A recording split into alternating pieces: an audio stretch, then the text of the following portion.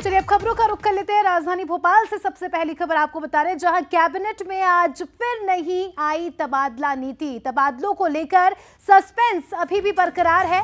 प्रभारी मंत्रियों की नियुक्ति से लगाए जा रहे थे कयास। मोहन कैबिनेट के बड़े फैसले। मध्य प्रदेश में गौशालाओं की स्थापना होगी। हर विकास खंड में एक गांव को वृंदावन गांव बनाया जाएगा। सभी नगरीय निकायों में गीता भवन की स्थापना होगी। देखिए, तमाम बड़े फैसले जो है इस बैठक में लिए गए, लेकिन तबादला नीति पर सस्पेंस अभी भी बरकरार है। तबादला नीति पर ये उम्मीद लगाई जा रही थी कि इस बैठक में बड़ा फैसला लिया जाएगा, लेकिन इस तरह का कोई भी फैसला अभी नहीं लिया गया है। उसके अलावा आपको बता दें कि अलग अलग फैसले लिए गए, अलग अलग प्रस्तावों को मंजूरी मिली है।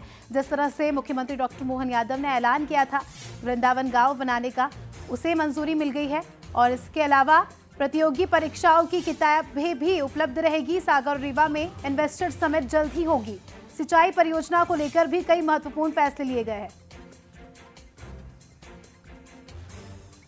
तो देखिए, तबादला नीति को लेकर अभी भी सस्पेंस बरकरार है और ऐसे में अभी भी जो है सभी के मन में यही सवाल है, क्योंकि देखिए कयास लगाए जा रहे थे, क्योंकि ये सबसे बड़ा मुद्दा है फिलहाल का तबादला नीति को लेकर। लेकिन आज की बैठक में इस पर किसी भी प्रकार से कोई चर्चा नहीं की गई, कोई भी फैसला नहीं आया। तो खबर राजधानी भोपाल से आपको बता रहे हैं। चलिए, इसी खबर पर हमारे एग्जीक्यूटिव एडिटर मनोज सैनी जी जुड़ चुके हैं, उनसे समझेंगे। मनोज जी, आज की बैठक अपने आप में काफी ज्यादा महत्वपूर्ण तो थी ही, लेकिन सबसे बड़ा सस्पेंस ही के तौर पर हमें नजर आ रहा है। तबादला नीति को लेकर कोई यहाँ पर फैसला नहीं लिया गया, क्या मायने निकाले जा रहे हैं? देखिए, लंबे अरसे से इंतजार है हजारों सैकड़ों कर्मचारियों को कि उनके ट्रांसफ़र हो जाएंगे, और खासकर जिलों में जो ट्रांसफ़र होना है, क्योंकि प्रभारी मंत्रियों की नियुक्तियों का एक उम्मीद थी। अब तो प्रभारी मंत्रियों की नियुक्ति भी हो चुकी, तो ये लग रहा था कि इस बार की कैबिनेट की मीटिंग जब होगी तो तबादला नीति का प्रस्ताव भी सामने आ जाएगा और किस आधार पर तबादले किए जाना वो भी साफ हो जाएगा। लेकिन आज भी कैबिनेट हो गई, कैबिनेट में तमाम तरह के निर्णय लिए गए, पर वो निर्णय नहीं आया जिसका इंतजार था। मतलब प्रस्ताव ही नहीं रखा गया। तो इसका मतलब ये समझा जाए कि लंबा इंतजार करना पड़ेगा। और उसके पीछे वजह भी ये नज़र आती है कि मुख्यमंत्री जो खबरें आ रही है कि सरकार ये नहीं चाह रही अभी कि तबादलों के किसी उसमें हम बहुत ज़्यादा उलझें, बल्कि विकास पर ज़्यादा ध्यान दें। और इसीलिए आप देखिए, कैबिनेट में आज कई तरह के निर्णय हुए, जैसे चाहे जावत नीमच में सिंचाई परियोजना की मंजूरी हो, या सागर रीवा में अगली रीजनल जो कॉन्क्लेव होना है उस पर चर्चा होना हो, नमदापुर और मुरैना में खासकर रिन्यूएबल एनर्जी परियोजना की स्वीकृति हो। तो ऐसे बहुत विकास के कामों को लेकर बड़े निर्णय हुए हैं, लेकिन वो निर्णय जिसका इंतज़ार खासकर कर्मचारी वर्ग कर रहा है, चाहे जिलों में ट्रांसफ़र हो या प्रदेश से जिले में ट्रांसफ़र होना है, तो सभी कर्मचारी अधिकारियों को ये उम्मीद थी कि इस बार ट्रांसफ़र जो पॉलिसी है वो आ जाएगी, किस आधार पर ट्रांसफ़र किए जाना।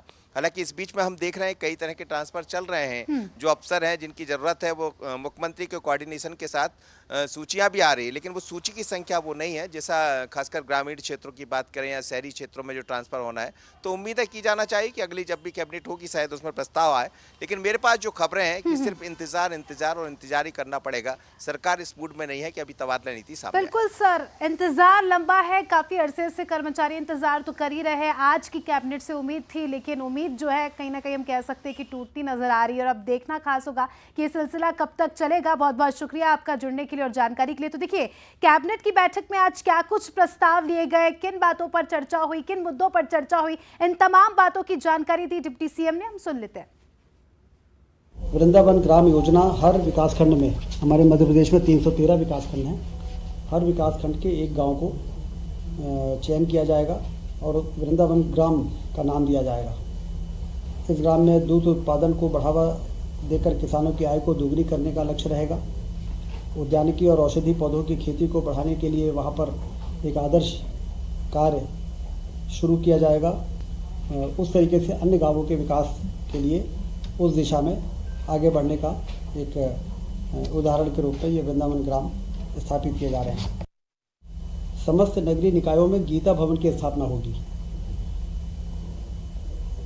सब सुलभ वैचारिक अध्ययन केंद्र के रूप में गीता भवन का उद्देश्य पठन पाठन की रुचि बढ़ाना, पुस्तकों के माध्यम से भारतीय संस्कृति के महत्व को परिचित कराना, प्रतियोगी परीक्षाओं की अध्ययन सामग्री उपलब्ध करवाना एवं धार्मिक सामाजिक कार्यक्रमों के आयोजन के लिए रियायती दर पर स्थान को उपलब्ध कराना। ये इसका उद्देश्य रहेगा। नगरीय प्रशासन एवं आवास विभाग द्वारा इसके दिशा निर्देश जारी होंगे। सागर एवं रीवा में भी रीजनल इन्वेस्टर समिट शीघ्र ही आयोजित की जाएगी आने वाले महीनों में। नर्मदापुरम जिला है, उसमें मोहासा बावई जो इंडस्ट्रियल एरिया है, उसमें रिन्यूएबल एनर्जी और एनर्जी से संबंधित जो इक्विपमेंट्स होते हैं, मैन्युफैक्चरिंग के लिए एक जोन स्थापित किया जाएगा 227 एकड़ ज़मीन में, और इसमें 93.50 करोड़ रुपए खर्च होगा, जिसमें केंद्र 60% राशि देगा और 40% राशि का प्रावधान राज्य के बजट से किया गया है और इसकी आज स्वीकृति प्रदान की गई है। राशि एक बार फिर से